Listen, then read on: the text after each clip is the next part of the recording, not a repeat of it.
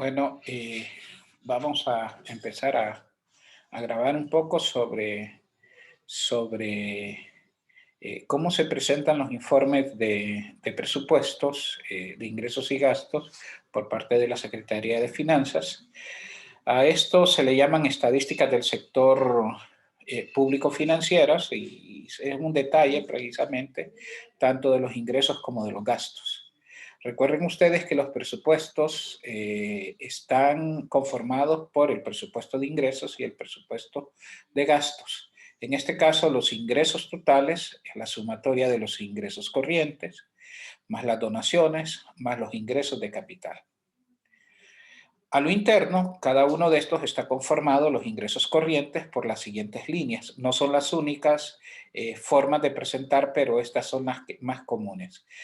Ingresos fiscales. Los ingresos corrientes están conformados por los ingresos fiscales o tributarios, las contribuciones a la previsión social, la venta de bienes y servicios por parte de las empresas públicas no financieras, los intereses y dividendos y más las transferencias y otras transferencias. Si nosotros sumamos esto es igual a los ingresos corrientes.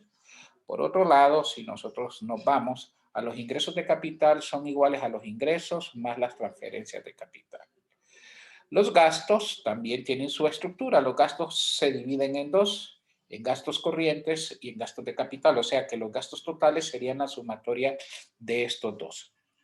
Por lo tanto, nosotros tenemos los gastos corrientes que están conformados por sueldos y salarios y compra de bienes y servicios. Desde ahorita, si nosotros sumamos la línea de sueldos y salarios más compra de bienes y servicios, lo que nosotros tenemos es un consumo público. Entonces, para que ustedes lo tengan en presente. En este caso, entonces, decíamos que los gastos corrientes es la sumatoria de sueldos y salarios, más compra de bienes y servicios, más intereses pagados, más transferencias corrientes, más otros gastos corrientes, y eso es igual a los gastos corrientes. Las transferencias, ustedes pueden ver que están desagregadas a través de las transferencias del resto de gobierno general, las transferencias al sector privado y al sector financiero, las transferencias que hace el sector público a las empresas públicas, a las mismas empresas públicas, y las transferencias, otras transferencias que se hacen al sector externo. La sumatoria de todo esto sería igual a las transferencias corrientes.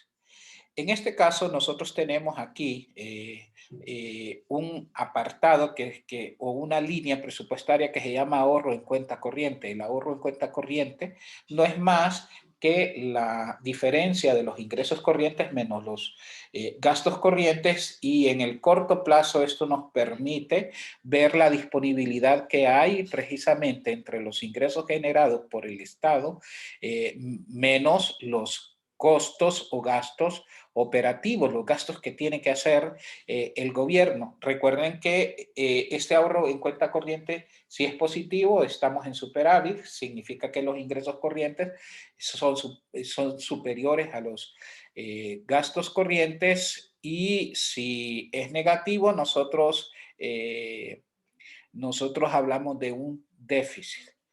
Por el contrario, los gastos de capital es precisamente la sumatoria de lo que es los gastos de capital, es la sumatoria de la inversión real, la variación de inventarios, otros gastos de capital y transferencias de capital. Y por último, el saldo del balance global, que no es más que la diferencia entre los ingresos totales menos los gastos totales. Al igual que el ahorro en cuenta corriente, también este puede ser positivo o puede ser negativo. En este caso, si es negativo, decimos que existe un déficit y ya es un déficit fiscal, y si es positivo, pues decimos que existe un superávit. Uno de los elementos que nosotros podemos ver es que el financiamiento es el valor opuesto precisamente eh, al, al balance global. O sea que si aquí nosotros tenemos positivo el mismo valor, pero el negativo lo vamos a tener acá. Si es positivo es porque hay un superávit, y el financiamiento lo vamos a ingresar con signo negativo, pero eso significa que nosotros tenemos disponibilidad de recursos para sufragar los déficits anteriores. Por el contrario, si el balance global fuera negativo, eso es un déficit, pero en el financiamiento lo tendríamos que escribir como positivo y ese signo positivo lo que indica es las necesidades de financiamiento del sector público. Y por último, nosotros tenemos un indicador de el saldo del balance global entre el PIB, que lo que nos indica es, en términos del PIB, cuánto es su balance global. Este puede ser positivo o puede ser negativo y lo presentamos en porcentajes. Lo que voy a hacer es borrar cada una de estas para que ustedes puedan ver cómo se estima cada uno de estos gastos. Después me voy a meter al del gobierno central y les voy a dejar que ustedes hagan el gobierno general, que completen el sector público no financiero. En este caso, voy a hacer a lo interno de cada uno de los ingresos del presupuesto de ingresos y del gasto. Recuerden que los ingresos corrientes no es más que la sumatoria de los ingresos tributarios más contribuciones, más venta de bienes, más intereses, más transferencias, más otros. En este caso, el valor de los ingresos totales es la sumatoria de esto, que es igual a 106.351.6. En este caso, los ingresos de capital serían la sumatoria de los ingresos más lo que nosotros denominamos transferencias de capital. Y en este caso, los ingresos totales es la sumatoria de los ingresos en cuenta corriente más las donaciones más los ingresos de capital, y eso es un valor de 110.174.6 a nivel de administración central, porque recuerden ustedes que estos balances los tenemos a diferentes niveles de gobierno: administración central, gobierno general y sector público no financiero. En este caso, vamos a completar los gastos corrientes, y en los gastos corrientes más bien vamos a completar primero a lo interno las transferencias corrientes, que es la sumatoria de las transferencias del resto del gobierno general, más el sector privado, más empresas públicas, más lo que son otros sectores como el sector externo. Y una vez que ya tenemos nosotros las transferencias, el valor de las transferencias totales, vamos a sumar todas las cuentas que conforman el gasto corriente, que en este caso es sueldos y salarios, más compra de bienes y servicios, más intereses pagados, que son los intereses de la deuda, más las transferencias, y por último otros gastos corrientes. Una vez que yo ya tengo los gastos corrientes, entonces veamos los gastos de capital. Los gastos de capital, que no es más que la sumatoria de la inversión real más variación de inventarios más otros gastos de capital más transferencias de capital. En este caso, el ahorro en cuenta corriente, recuerden ustedes que es la diferencia de los ingresos en cuenta corriente menos los gastos en cuenta corriente, los ubico, y aquí tengo un superávit de 10.439. En este caso, los gastos totales es la sumatoria de dos cuentas, ¿verdad? Gastos en cuenta corriente más gastos de capital. Y en este caso tenemos 120.761.6. Vamos a borrar esto para que ustedes puedan ver de dónde sacamos estos valores. El balance global no es más que la diferencia de los ingresos menos los gastos totales Y en este caso tenemos un déficit de 10.587. Recuerden ustedes que este entraría con signo opuesto. En el financiamiento, o sea, tenemos una necesidad de financiar precisamente todas las actividades a nivel de administración central de 10.587 millones de lempiras. Ahora, ¿cuánto representa precisamente ese déficit en términos del PIB? Entonces sería el saldo de la balanza global entre el PIB. Yo ya lo tengo con porcentaje, entonces esto me va a dar un porcentaje que representa en términos del PIB ese déficit de un 2%. Sí, o sea, eso es lo que nosotros podemos ver acá. Por ahora, entonces, si quieren, nos vamos a pasar al saldo del gobierno central. Voy a borrar todos los que están en rojo porque son precisamente cómo voy a estimar. Ustedes pueden corroborar cada una de las fórmulas, aquí las tengo. Por favor, vayan estudiando estos archivos y voy a ir grabando como estas pequeñas cápsulas para que ustedes puedan ir estudiando y aprovechando el tiempo. En este caso, igual yo tengo estos datos a nivel de gobierno central.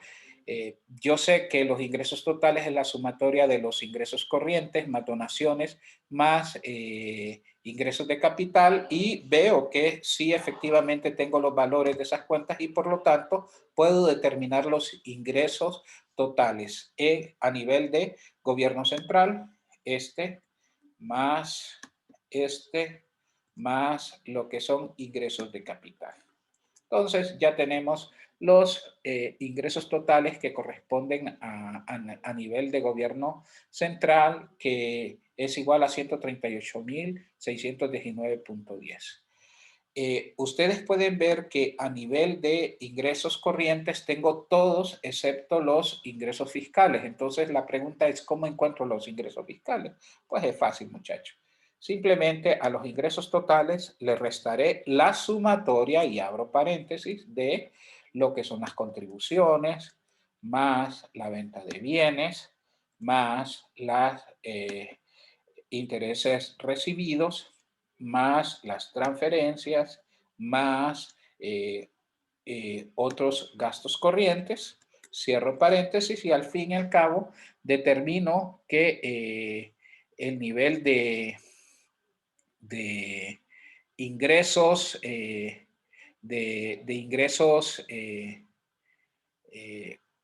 ingresos fiscales es igual a 106.267.60, ¿verdad? Ya lo estimamos. Por otro lado, ¿cómo estimo yo los ingresos?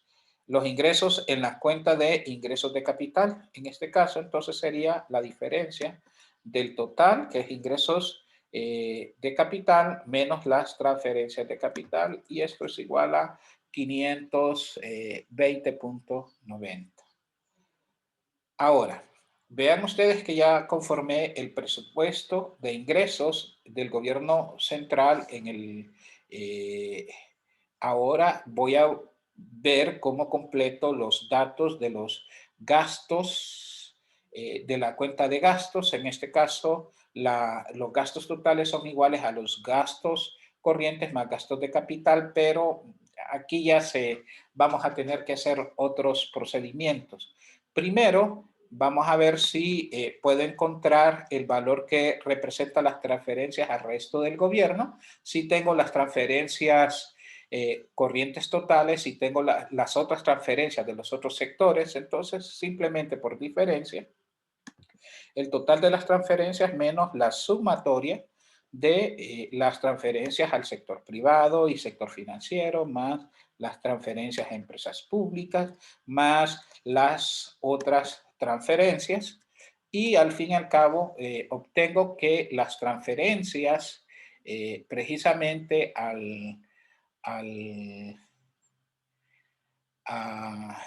las transferencias del resto del gobierno central son de 1.078.4. En este caso, ¿qué más puedo completar? Pues puedo completar el valor, y pongan atención aquí, de los gastos corrientes. Recuerden ustedes que no tengo para completar los gastos corrientes porque desconozco los sueldos y salarios.